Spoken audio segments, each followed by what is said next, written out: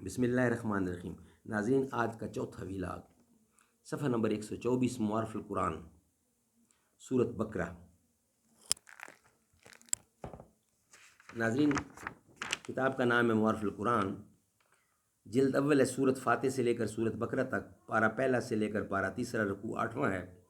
Writer اس کتاب کے ہیں حضرت مولانا مفتی محمد شفیع صاحب رحمۃ اللہ علیہ، جو کہ مفتی اعظم پاکستان کو ان کی تفسیر ہے۔ ہم ویسے کی ویسے سیم A to Z آپ تک پیش کر رہے ہیں، امید ہے کہ آپ سنیں گے۔ بسم اللہ الرحمن الرحیم، الحمد للہ وکفیٰ وسلام علی عبادہ الذین اصطفیٰ۔ ناظرین، چوتھا ویلاگ آپ کی خدمت میں پیش ہے، صفحہ نمبر 124 ہے۔ حضرت جنید بغدادی رحمۃ اللہ علیہ نے فرمایا کہ دلوں کے امراض خواہشات نفسانی کے اتباع سے پیدا ہوتے ہیں، جیسے بدن انسان کے امراض اخلاط انسان کی بے اعتدالی سے پیدا ہو جاتے ہیں۔ اس آیت میں ان کو دلوں میں مخفی کفر کو مرض فرمایا گیا ہے، جو روحانی اور جسمانی دونوں اعتبار سے بڑا مرض ہے۔ روحانی مرض ہونا تو ظاہر ہے کہ اول تو اپنے پیدا کرنے والے پالنے والے کی ناشکری اور اس کے احکام سے سرکشی، جس کا نام کفر ہے، یہ خود روح انسانی کے لیے سب سے بڑا مرض اور شرافت انسانی کے لیے بدترین داغ ہے۔ دوسرے، دنیا کی ذلیل اغراض کی خاطر اس کو چھپاتے رہنا اور اپنے دل کی بات کو ظاہر کرنے کی بھی جرات نہ ہونا، یہ دوسری دناعت ہے جو روح کا بہت بڑا مرض ہے۔ اور نفاق کا جسمانی مرض ہونا اس بنا پر ہے کہ منافق کے دل میں ہمیشہ یہ دغدغہ رہتا ہے کہ کہیں میرا اصلی حال نہ کھل جائے۔ شب و روز اس کی فکر میں رہنا خود ایک جسمانی مرض ہے۔ اس کے علاوہ اس مرض کا لازمی نتیجہ حسد ہے کہ مسلمانوں کی ترقی کو دیکھ کر منافق کو جلن ہوگی، مگر وہ مسکین اپنے دل کی سوزش کا اظہار بھی نہیں کر سکتا۔ یہ اسباب اس کے جسمانی مرض بھی بن جاتے ہیں۔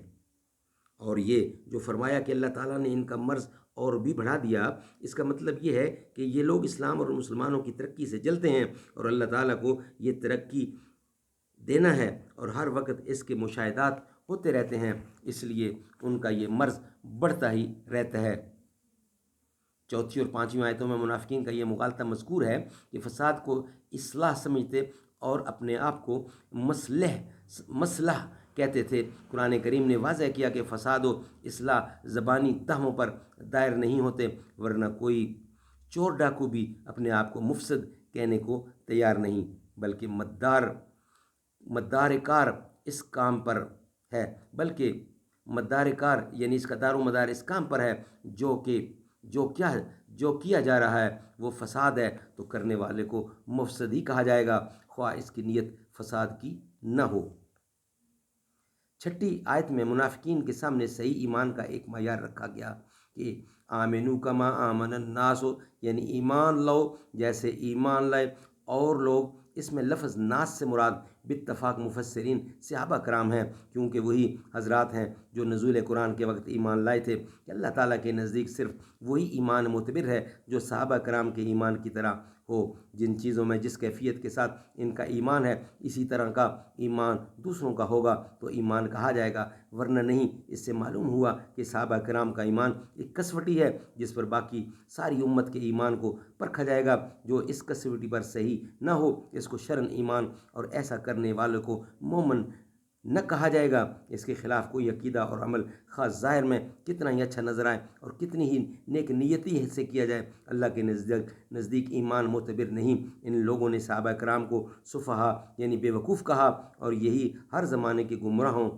کا طریقہ رہا کہ جو ان کو صحیح راہ بتلائے اس کو بیوقوف جاہل قرار دیتے تھے، مگر قرآن کریم نے بتلا دیا کہ در حقیقت وہ خود ہی بیوقوف ہیں کہ ایسی کھلی نشانیوں پر ایمان نہیں رکھتے۔ ناظرین، انشاءاللہ اس کا بقیہ حصہ ویلاگ نمبر 5 یعنی 5ویں ویلاگ میں بیان کیا جائے گا۔ اللہ تعالیٰ سمجھ کی توفیق عطا فرمائے، آمین ثم آمین۔